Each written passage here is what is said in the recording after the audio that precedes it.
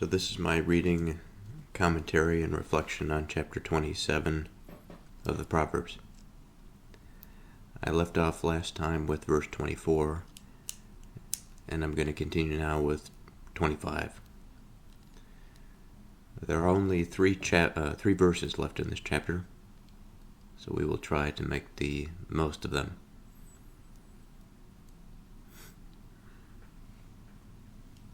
So it happens to be a Thursday evening. It is after work, and what I desire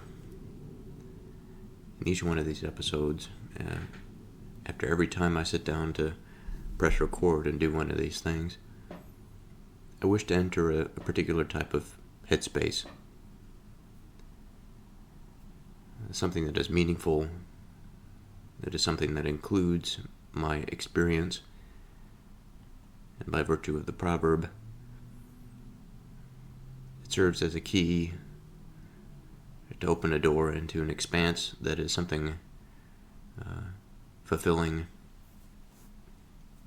It is a canvas upon which we paint the proverb, a prompt and a guide for us to explore and to come to some understanding, a deeper connection to our experience and our way of life.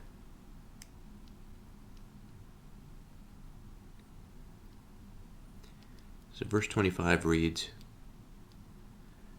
"The hay appears, and the tender grass shows itself, and the herbs of the mountains are gathered."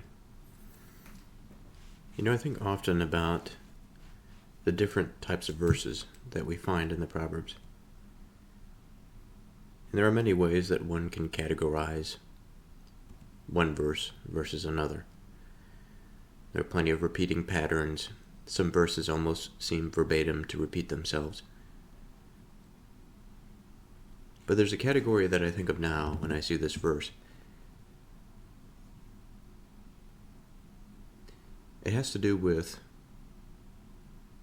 the expanse. It has to do with the broad nature of a suggestion. It has to do with responsibility to a certain degree on the part of the reader.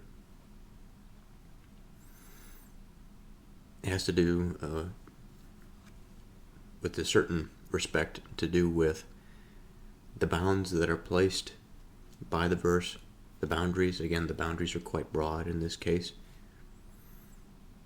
There are other verses that seem to be quite local and very intensely self-reflective, and that could be any verse. It could be a verse with broad constraints, but some verses are quite intended and pointing directly at something within that one must address. But in a verse like this, I think this is one of those sufficiently broad verses that gives us that asks of us a certain degree of responsibility. That just because it is broad, that we don't breeze over it, that we don't take it for granted. And because there are plenty of things that we can explore here, there's also plenty of opportunity to find a lot of nothing. And so there is this added pressure or responsibility of being prudent, of being careful about exactly where we go and why we go there.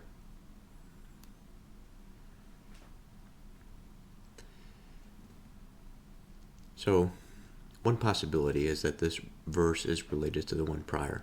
Verse 24 reads, "For riches are not forever, and does the crown endure to every generation? The hay appears, and the tender grass shows itself, and the herbs of the mountains are gathered." Certainly, there can be a relationship here. There's a a shared aspect of time that I think is implicit in both. But this is not necessarily the path that I want to take. I would like to take an independent path.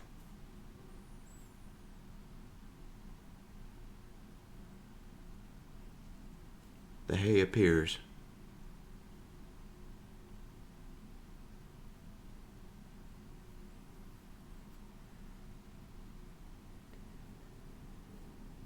So generally speaking, I think what is happening here, what we're being instructed to think about, is something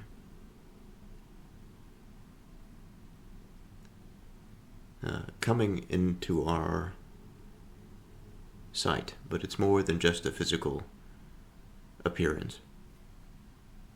I think it's the realization of the purpose of something. That when we see something, we don't just scan over it with our eyes without a care for anything. Our eyes find it and we pay attention to it.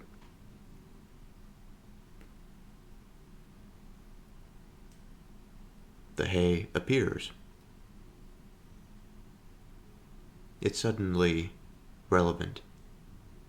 Suddenly, it means something to us. Now, the hay appears because of some process. It occurs because some grass has been mown. And because of that, this accumulation of dead grass material forms this new substance, this new purposeful thing that we call hay. We don't just call it dead grass. Hay has a particular purpose. It can be used for fodder for animals, feed.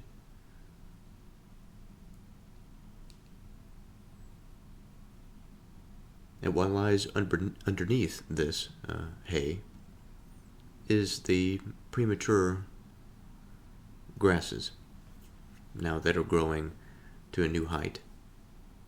They are tender in the sense that they are perhaps easily injured, maybe they need protection, or they're small. They are yet to be grown, to be harvested for hay. And yet it is shown. It is something that is there, it is something that is seen, perhaps. And the herbs of the mountains are gathered, natural abundance, for man's taking, for his action, to facilitate him and his existence. The herbs, something that not necessarily in and of itself is life-sustaining, but more so as an additive to his experience. But certainly the hay and the regrowth of that grass is important for him to feed his livestock. So although this verse may seem simple, I think there's an interesting geometry to it. That we have this flow from the hay appearing to the tender grass growing. There's, at least what appears to me, is this cyclical image of something that is seen for the purposes of man. Perhaps it is gathered. The hay appears. Usually hay just doesn't appear, from what I understand. It's something that occurs because of human intervention. So the appearance of hay, I think, is more so the appearance of purpose. It is the founding of purpose, perhaps. And so we have this coming down of purpose. And the tender grass, that thing that is young, it is juvenile, it represents growth, creation, the potential to become something that is useful, something that can be, again, purposeful, useful, purposeful. So the extension of this image now, it comes down, purpose appears, There is seen in the world, there is shown in the world potential for this purpose, the growing of the green grass. And there are even things among the mountains that can add something that we didn't expect. The herbs, not so much the big game meat which we might find in the plains. It is the additive of life that when we climb the mountain, we add more to that experience. And so we refine our purposes. We refine our purposes by adding the herbs to it, by adding spices. I think another way in which this could be seen, herbs in the standpoint of medicine, something that is meant to heal, to bring together, to renew.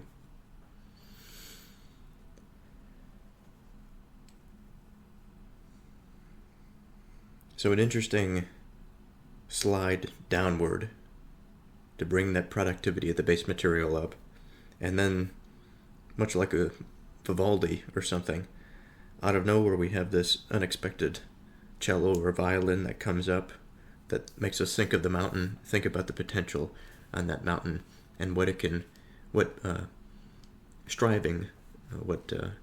gathering these herbs will do to add to our experience, to refine the purpose that has come down to us.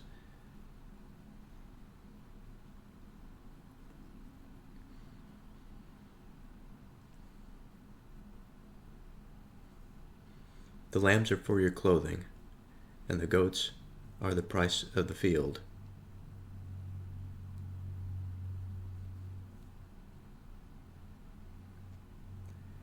So an interesting bit of ancient economics here. The lambs are for your clothing. The animal fit for a particular purpose. It's not as though we would depart for the lamb as we would with the goats, because the lamb we need with us to continue to grow that material so we can continue to replace our clothing. The goats we use to sell. We sell for some monetary apparatus that has some medium of capacity to be a medium of exchange, universal to a degree. Perhaps we can this price we can do outside of that medium, or we can just directly trade the goats for something else. We can barter it. It's useful because it has meat. It is something that everybody needs. They produce milk.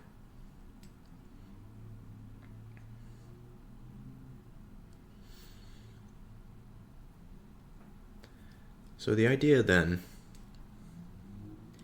or the question, is why exactly are we throwing out these two things? These two economic principles, let's say. What's specific about the lamb that it's kept for clothing, other than the goat doesn't produce the type of material necessary for clothes? I don't know if anybody has pet a goat or touched a goat. They are not the best for clothing. Their hair is quite coarse. It flows together well, but rough. There's a way in which we can see this, I think, that is a little bit more descriptive, a little bit more symbolic.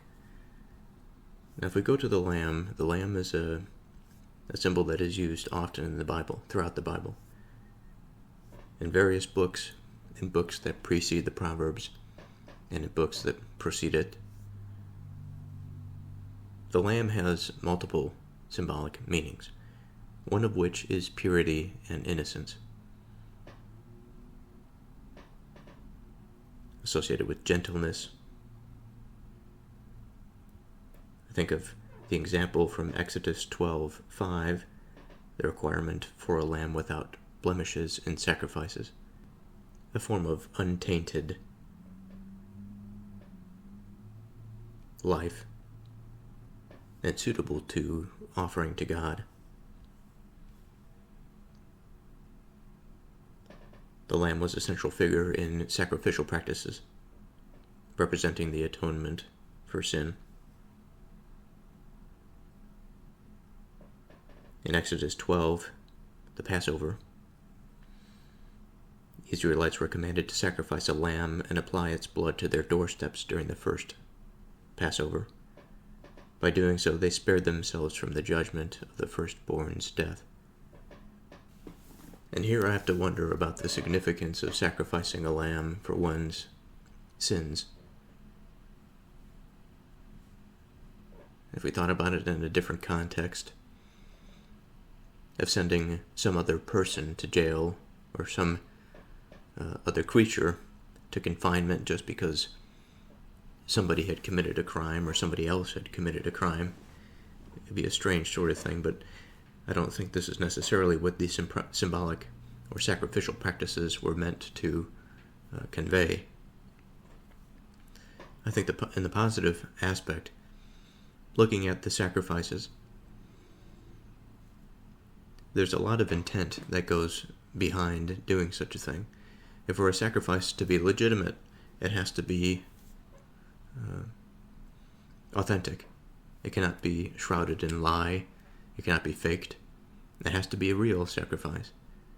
That although the material animal, the living being, is being sacrificed, what is attached to that life, to that being, is the part of being in the sense that the entire community had been subject to some sin, something beyond them, something that they took hold, something that they collectively believed in, or perhaps just one person believed in. For there would be sacrifices in both situations, possibly.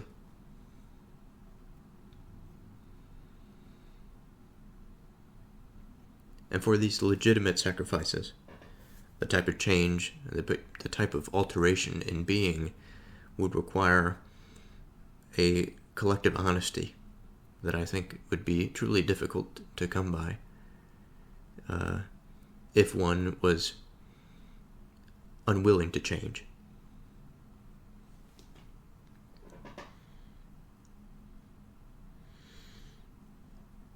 Lambs were offered as a part of the daily burnt offering in the temple, in Numbers 28, 3-4, symbolizing continuous dependence on God's forgiveness. The lamb can be seen as a foreshadowing of the Messiah for the ultimate atonement for sin. And Isaiah 53:7 describes the suffering servant as a lamb led to slaughter, symbolizing submission and sacrifice. Jesus Christ himself was referred to as the Lamb of God in John 1:29. Now I'll return to this symbol of the lamb in a moment, but we have two more symbols to discuss before we get there. The goat, often used as a symbol of judgment and atonement, they were used in various rituals that emphasized sin, judgment, and atonement. The goat was often used in contrast with the lamb's symbolism of purity. The Day of Atonement, Leviticus 16, describes a ritual involving two different goats.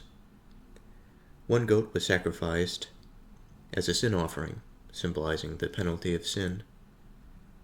The other goat, the scapegoat, was sent into the wilderness after the high priest symbolically laid the sins of the people upon it. This act symbolized the removal of sin from the community. So the role of the goat here, underscoring the cost of sin and God's provision for forgiveness and cleansing. There is the symbol of separation and judgment. Goats are sometimes associated with this. In Matthew 25:31-46, Jesus uses sheep as righteousness and goats as wicked to illustrate the final judgment. The lamb, symbolizing meekness, the goats, in contrast, are often seen as independent and sometimes rebellious. And it may explain, or at least introduce, the possibility why they may be associated to sin or waywardness. Now, I mentioned a third symbol that we have to discuss here, and that is clothing, for clothing is not the simplest matter either. Now, it would be quite a simple matter if there was no other references to clothing, or that there wasn't an implication that it was purely just the covering, the physical covering of one's body. But of course, that's a potential interpretation. That interpretation, although valid, I think would quite limit this verse if we didn't take the broader symbolic possibility. So let's consider this broader symbolic possibility.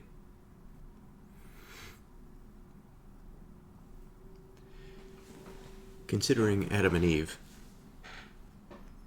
they realized their nakedness.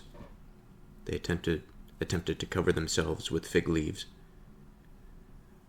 God later clothed them in animal skins, and their shame was covered.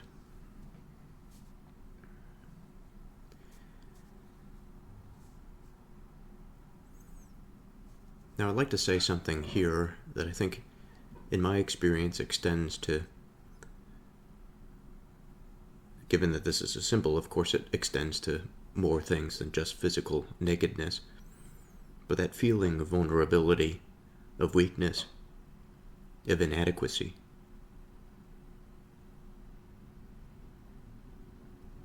That because of the clothes, there is this covering, though superficial it may be. It provides us with a sense of satisfaction, a sense of safety.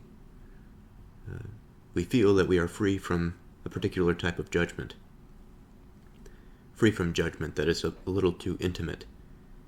As if we were to stand naked at work, let's say, we'd be quite fearful. I would be quite disturbed at the experience and the judgment that would take place. We say things like private parts, referring to organs of the body. In a broader context, I think that there are many situations, many things that this can also relate to. But the general sensibility of wanting to cover and to hide and to prevent one from seeing something that is private, I think is interesting. It's interesting because it is so sensitive.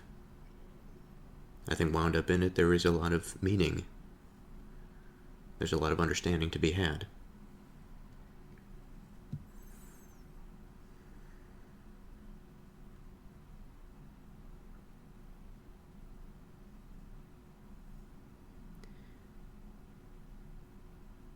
Now, the way in which I experience some of this nakedness, I think, is in the way that I approach knowing, the way that I come to know something. At times I feel myself slow to come to recognize things.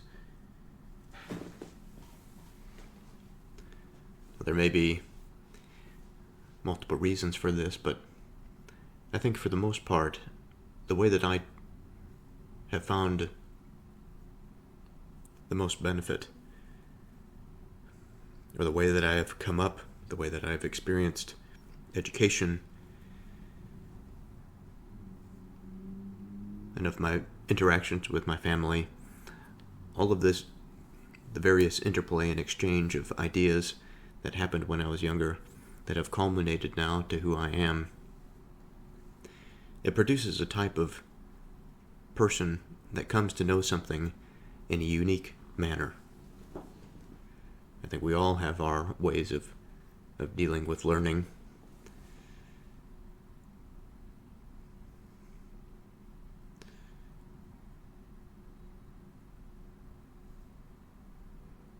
And here I pause because I struggle with the very thing that is the problem. It is because of the multifactorial nature of something that it almost makes it paralyzing, difficult to sift through the relevant information. And there may be a lot of relevant information, and it may just be a matter of deciding on what bit of information is actually the most beneficial.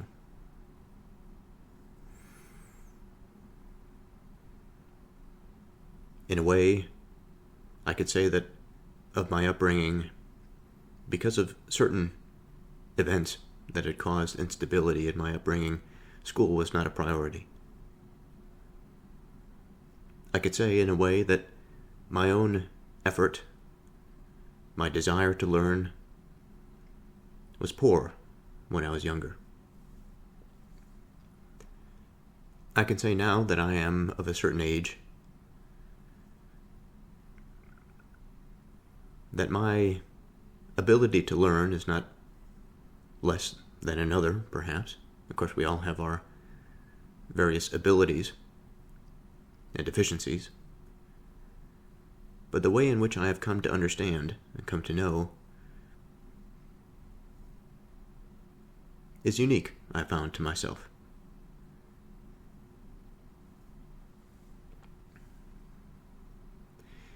Now, I say this rather vaguely,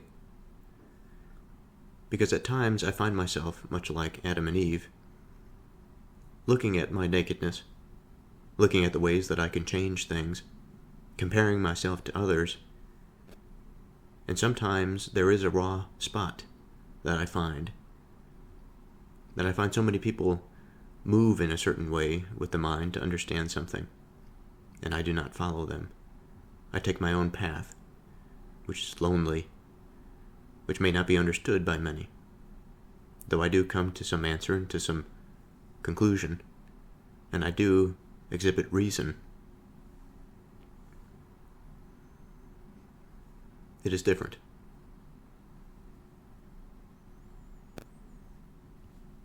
Surely not different from all. I don't want to make the case that I feel as though that I am special in this uniqueness, that it is deserving of something, but rather to point out that there is some shame associated with it. And again, much like being exposed to the gaze of somebody, to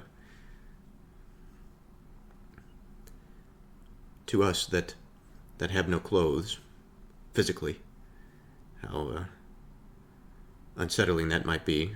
Again, thinking about the people that we would least like to go through that experience with. I think of that experience of my knowing in a similar manner. So the first symbolic representation here is the covering of sin and shame.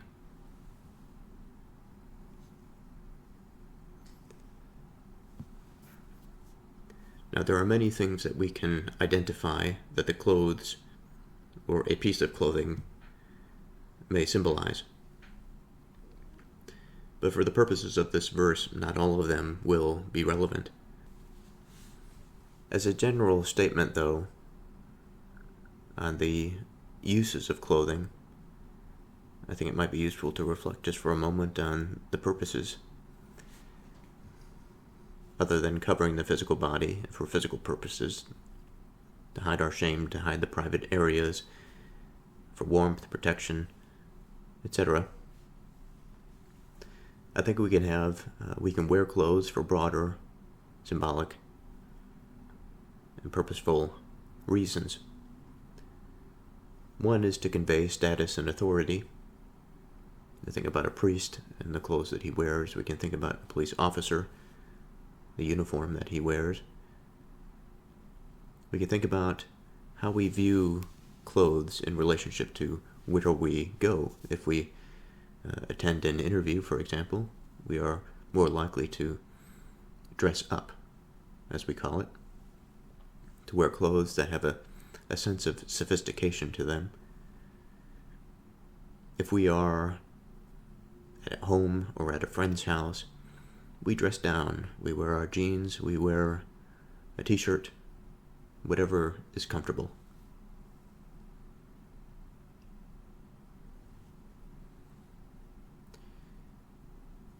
We could think of clothes in terms of transformation and identity.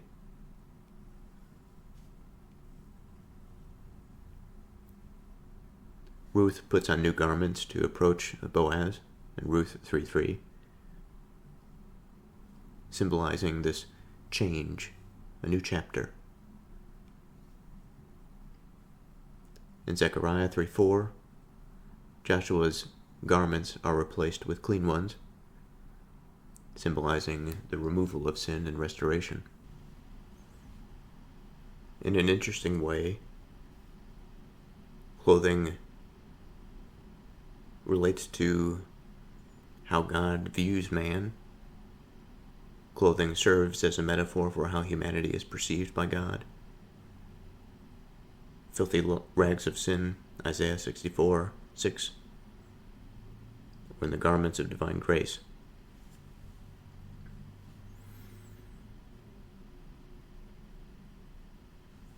So we have these three symbols: the lamb, clothing, and goats.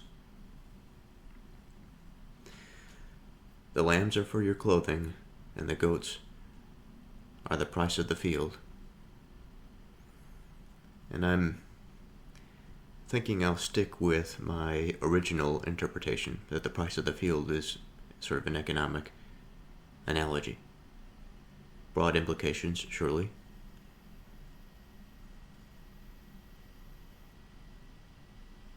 So other than the physical, is there some symbolic interpretation that we can draw from this verse?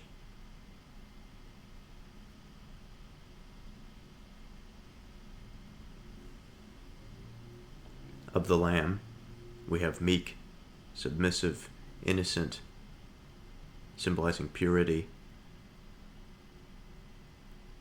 Again, in a rather strange way, this is sacrificed to God. The lamb is that symbol for atonement. There's a protective and redemptive quality to the lamb.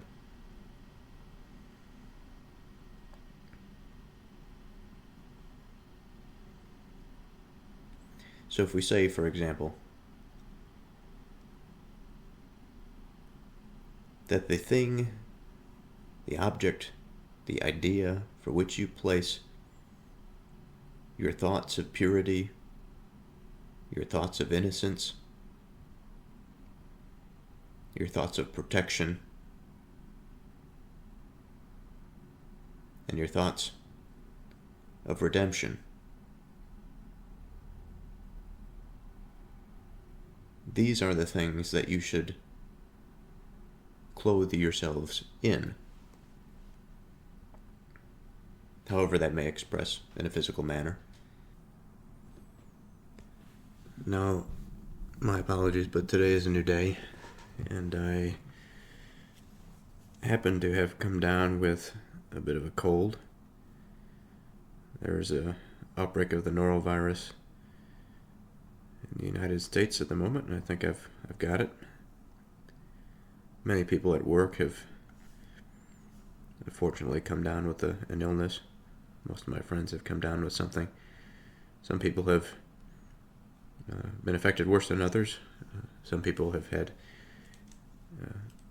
quite dramatic bouts of diarrhea, which I'm thankful that I have not had yet. But that aside, I've been feeling a bit odd lately. And it's a type of feeling that I suppose comes every once in a while.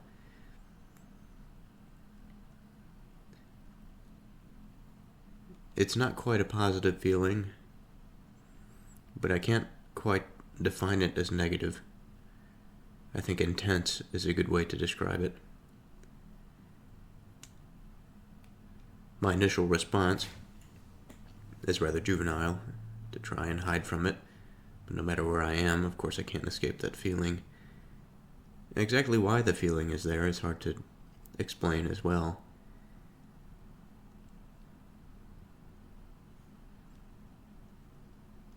There's a sense of wanting, of longing.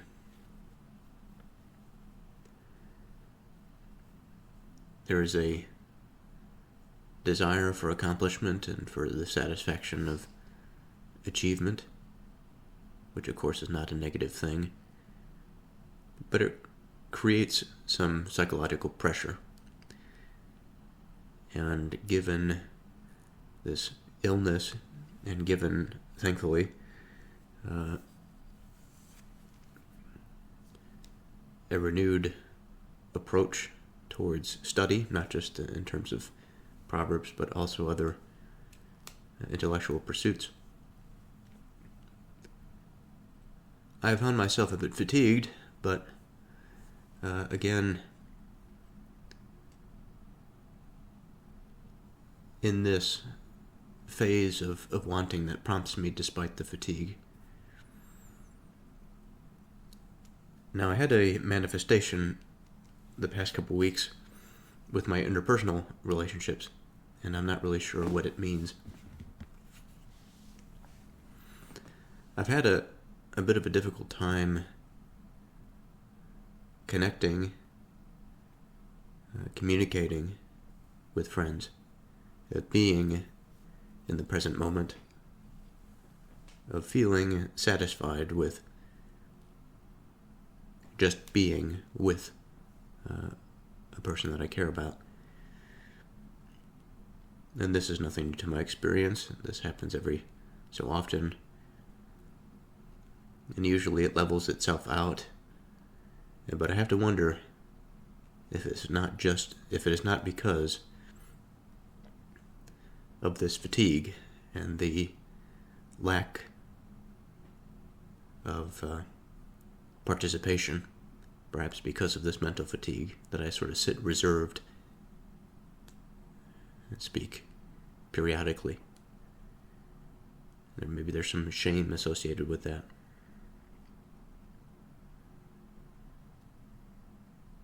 Now, I mention that to get my mind in a certain state, to be open, to be ready, to discover something,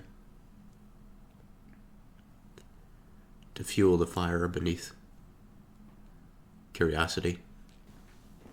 And I'll have to admit that this verse has not been as straightforward as I thought it would be. I think this symbolic approach, although interesting to explore how these symbols are related, may not necessarily be as fruitful as I hoped. Now, I'll still continue nonetheless. Then surely we will find something. But as I left off, as I was saying, with this symbol of the Lamb being a symbol of innocence and purity, used as a sacrifice for atonement. Again, that sacrifice providing protection, redemption.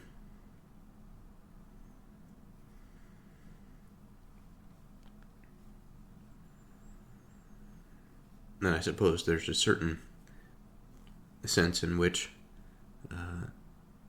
that meekness or submissiveness lends more to purity, that there's less propensity to break out and to rebel, to abandon.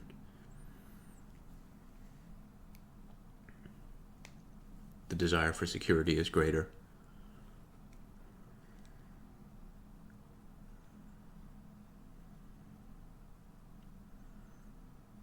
So out of all of these things, let's say the sacrifice for atonement is for your righteousness or for your holiness, for the transformation of your identity. quite a different thing than the lambs are for your clothing. The sacrifice for atonement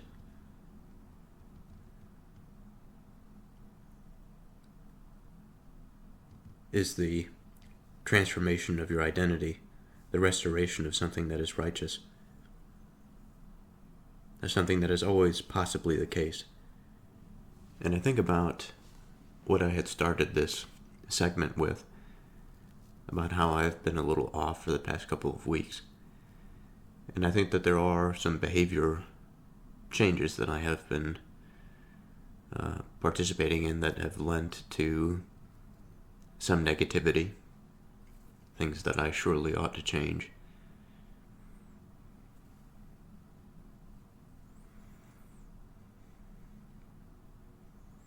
And surely as a matter of atoning for these things, as making truthful amends for the sins that I have committed,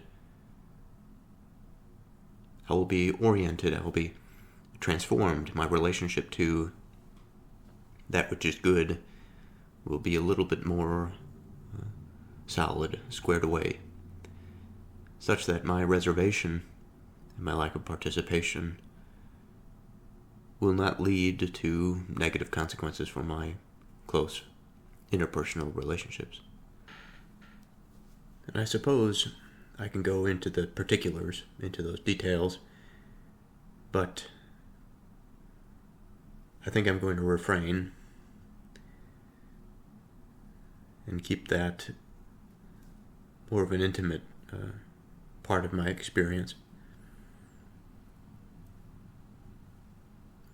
The lambs are for your clothing, and the goats are the price of the field. Now, the reason that I had said at the outset that this verse may not be as fruitful as I thought it might be is because of the second part of this verse. I'm having some trouble taking this expansive approach. And the goats are the price of the field. I had mentioned earlier something of an economic example to describe this, and restricting it to the economic dimension. So I want to challenge that now. The goats are the price of the field. Now, it could be economic in the sense that if one wishes to purchase the field, then they're probably going to have to give up their goats. Or if one wants goats, then they would have to give up their field or fields.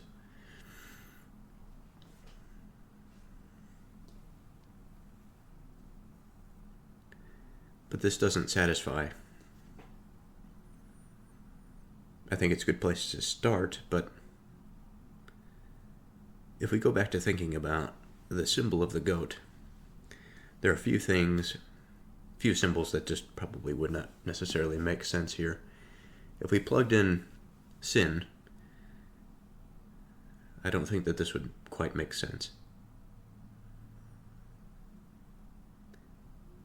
And the sin are the price of the field. Well, I suppose that would make sense, in a way.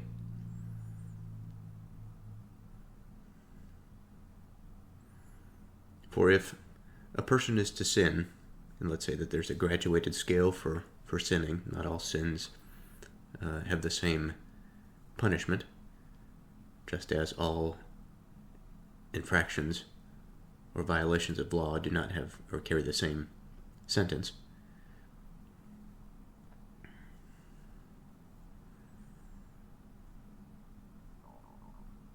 The price of the field surely would be higher if the sins are higher.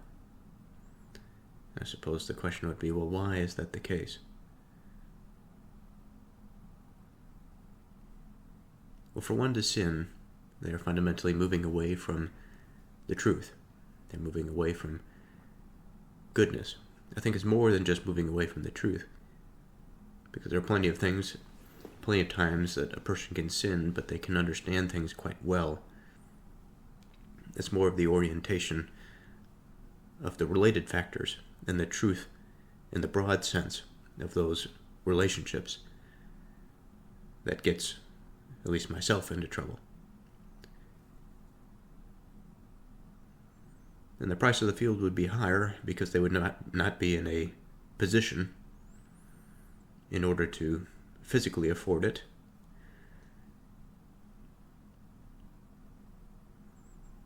Or, again, if we take the field as a symbolic example or illustration, the field in this situation would be a field for pasture, for grazing, for crops. And in this way, its purpose is to provide. Its purpose is to renew and to nourish.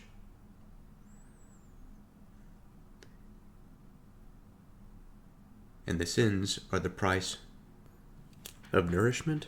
That doesn't sound quite right. That's a bit of an off note. Doesn't seem to resonate well.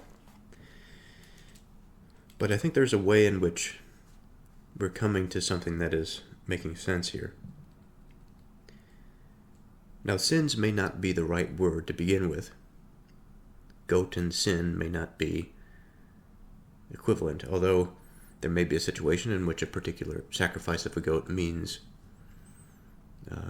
the atonement, just like the lamb, or the goat is the symbol of the sin that they are trying to destroy, whatever the situation is. But much like this sin in a familiar manner, when we think about this moving away from something more central being that connectedness of man, his ability to interpret various patterns in the environment to come to what is true, we can use other words that are kind of adjacent to sin in a way, but they are not sin in and of themselves, like uncertainty, separation, independence. We can imagine how some of these words would lead to something like sin, but they aren't implicitly sinful.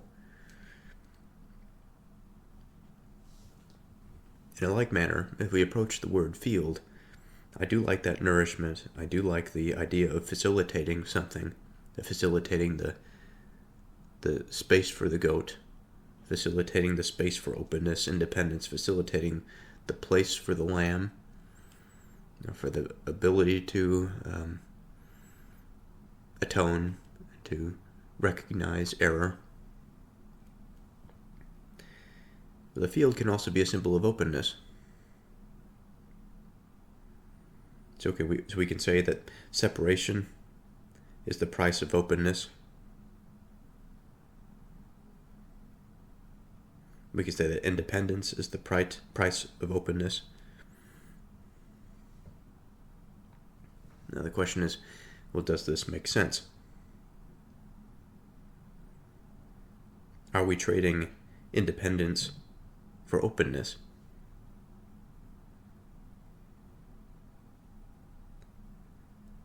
And it's likely that these two move in parallel, independence and openness. For one to be independent, or to be liberated from something, there has to be this process of opening.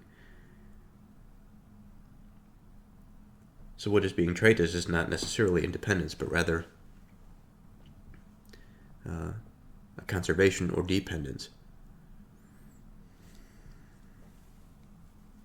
So that wouldn't quite make logical sense.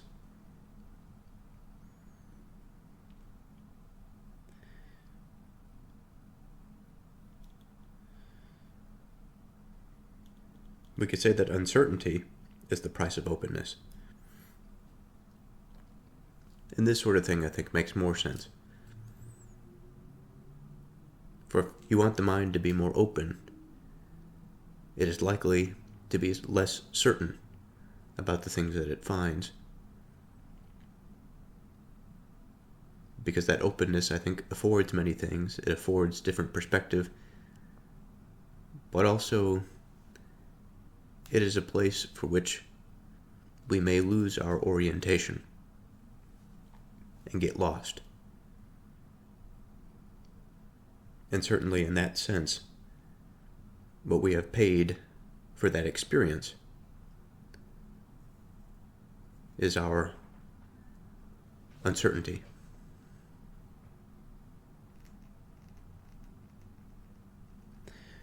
But there's a way in which this does not make sense. I'm thinking grammatically here. If we are to say that uncertainty is the price, that we are giving up uncertainty, or we are becoming more certain for openness, I don't think that that would make sense. Going back to separation, giving up separation for openness, that would not make sense. Giving up sin for openness, that does not make sense.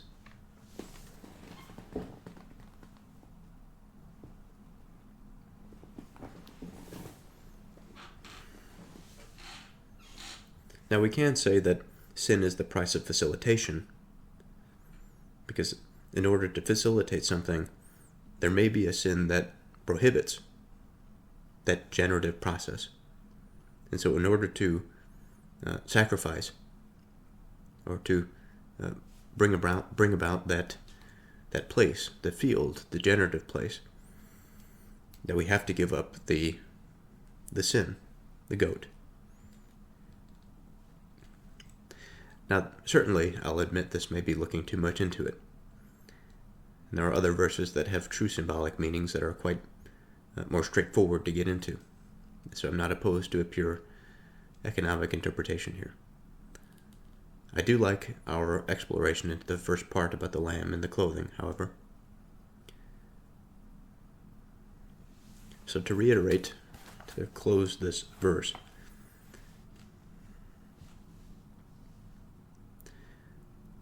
the sacrifice for atonement is for the transformation of your identity.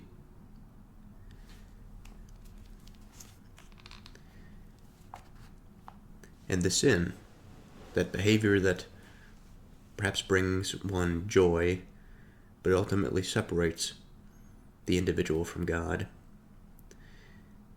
is something, although it might be quite intimate and personal and deeply ingrained, must be given up in order to afford, to facilitate, to bring about the process of recognizing one's failure, bring about the process of atonement, or of making amends, or reparation. And you shall have goat's milk enough for your food, for the food of your household, and for the maintenance of your maidens. So this is the last verse of chapter 27. It's a culmination of a few verses, and up until this point I haven't really been speaking of it that way, but it begins with, I think, verse 23.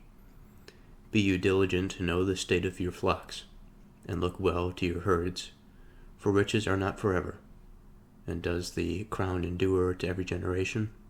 The hay appears, and the tender grass shows itself, and the herbs of the mountains are gathered. The lambs are for your clothing, and the goats are the price of the field. And you shall have goat's milk enough for your food, for the food of your household, and for the maintenance of your maidens. So my richly symbolic, perhaps overly symbolic interpretation of the previous verse, verse 26, I'm not sure that I'll take the same here. For this last verse, it's quite apparent that it is a thread among a broader line of reasoning. And it's quite connected to that first verse, verse 23. Be you diligent to know the state of your flocks, and look well to your herds. And it's because of this, because of that well-placed attention, you shall have goat's milk enough for your food, for the food of your household, and for the maintenance of your maidens. So it's interesting to reflect on the state of things as they were living in this type of lifestyle, being so intimately related to the livestock. And of course, in the modern age, we have an intimate relationship, but it is quite removed through various market forces. And the end product that many of us receive is something quite detached from the actual process of procurement. And the way in which we go about having enough milk, goat's milk, for food, enough food for the household and for the maintenance of our maidens,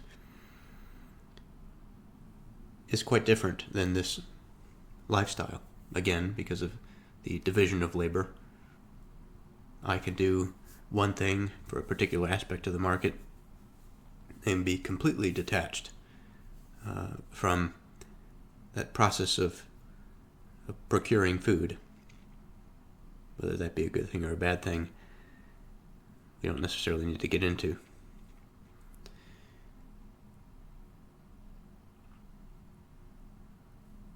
And because of this interrelated, these relationships, the fact that one node may receive information from another node but not directly be in contact with it, I think is quite fascinating. It's a commentary on the complexification of society compared to how it once was. But the broader reflection, I think, remains the same. The spirit of this remains the same. That of the importance of diligence and of paying attention, of knowing a particular state of things. This will lead to a series of causes that would secure our place materially. Now, before we wrap up this chapter, I'd like to run through an exercise in understanding diligence.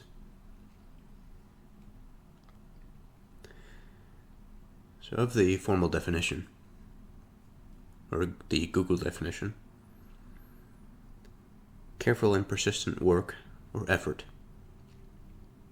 Similar, conscientiousness, assiduousness, industriousness, rigor. Now, if we go to the etymology, from the Latin, we have the word diligentia, which means carefulness, attentiveness, or industry. Derives from the verb diligere, which means to esteem, to love, or to take delight in. It also carries a sense of choosing or valuing something with care. The prefix dis, meaning apart or in different directions, and then legere, a verb meaning to choose or to gather. So there's this idea of identifying things that are separate, that are of the multiplicity, and bringing them together in a way that is loving. And so there's something here that I'd like to pause and to think about. I mentioned yesterday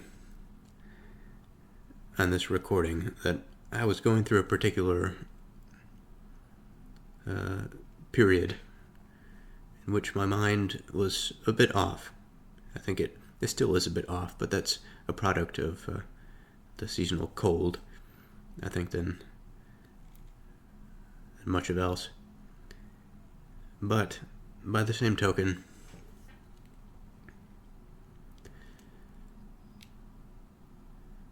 there is always a period or two throughout the year that the mind finds itself to be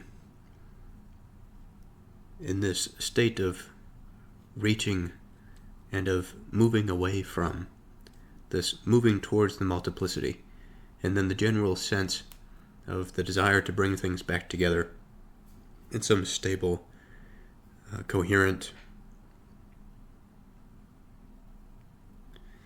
not sure what word to use there, stable, coherent home, so that the mind can come to rest, that it is not out there constantly searching, that its love, that it's what it esteems, what it takes delight in, is immediate, it is known. It is not something that is over the hill, so to speak.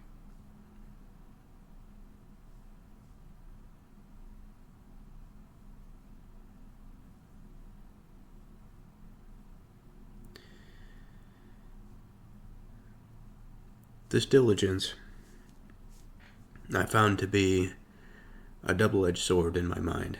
The only reason that it's a double-edged sword, I think, is because of my weakness. But the more I do, the more I feel that I am careful and attentive, industrious, the more I stress the mind. And the more stress the mind goes under, the more the desire for the relief of that stress, which I think can be counterproductive. And there are plenty of things in the modern day to relieve the mind. And it can be quite difficult to resist temptation while maintaining a high degree of diligence. And it's something that I know that I need to work on, getting better at making sacrifices, and making lofty sacrifices, so that in times of fatigue my mind doesn't fall into sin or fall into absence more generally.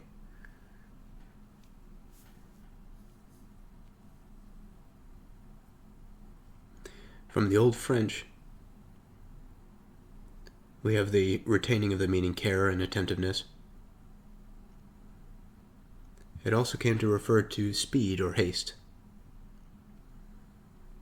reflecting the careful and efficient execution of tasks. In Middle English, in the 14th century, the word diligent carried the dual sense of careful attention or effort and promptness in action. So, maintaining that close relationship with the French word, or the French meaning. And in contemporary English, the meaning of persistent and careful work or effort, attentiveness, and thoroughness in performing tasks.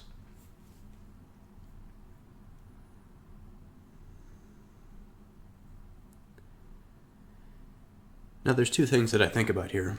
I think about the whole process of improving oneself. And there are a few practices that I participate in to do that. One of them is exercise, and the other one is reading. Reading this, but also I've been studying English history. And at times, I suppose this can apply to anything, I wonder at the tasks that we choose. Certainly I can find a task that is more practical. Though I think knowledge of English history and the development of common law is important to understanding civic responsibility, I also wonder about the things that I can be working on that would be more closely aligned to what is being indicated here. And also I do some reading for work, as is required. But thinking about this as a fundamental aspect of things, about the working to perfect one's attention and developing the skills that are necessary for survival. In the modern context, I think that subsistence level survival for many of us is beyond our skill sets. We are domesticated to the point where survival in the wild would be impossible, also impractical in certain situations. Like in the case where I am from, here at the suburbs of Chicago, in a state of absolute breakdown, there would be nowhere really for us to go. The forests are all but cut down. The majority of the state is farmland. And while that does give us a substantial amount of food, it is not something that we could readily individualize and take land for our own and then figure out how to survive on that land. The network is too intertwined and complicated, I think, for man in this region to be reduced to that state of survival. And so that question about perfecting skills that would be useful in a subsistence situation, I don't think is entirely useless, but impractical if one is to think that if things went south now, that survival would be likely.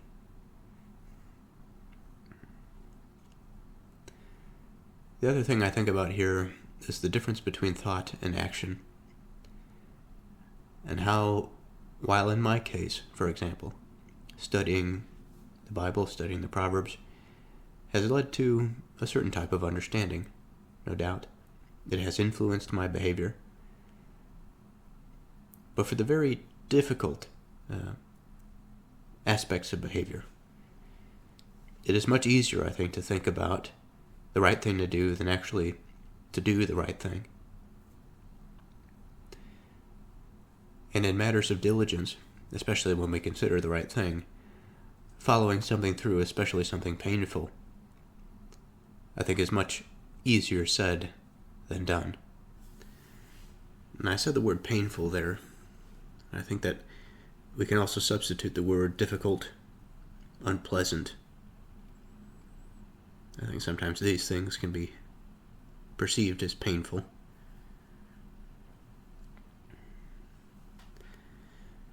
Now, as I think about this, I think about work, I think about the various projects, the various things that I can be participating in that would improve my station.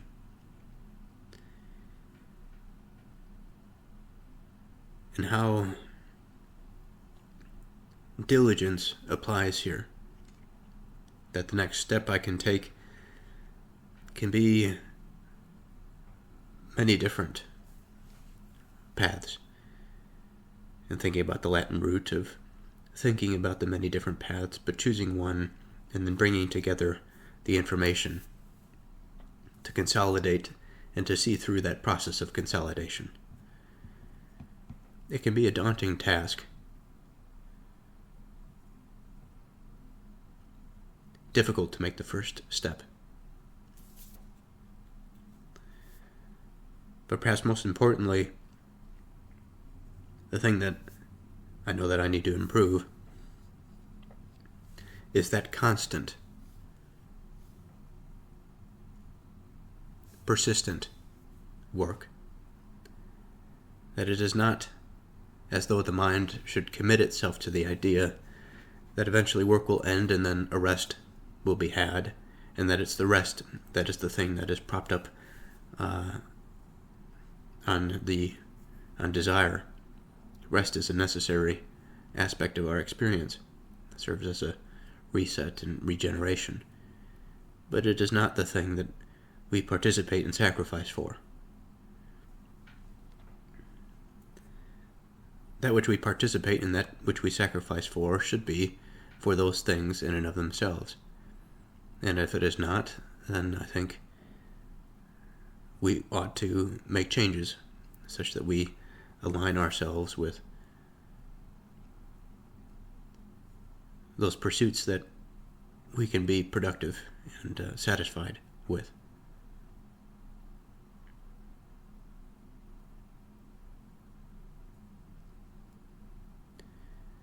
So I'm going to end this episode here.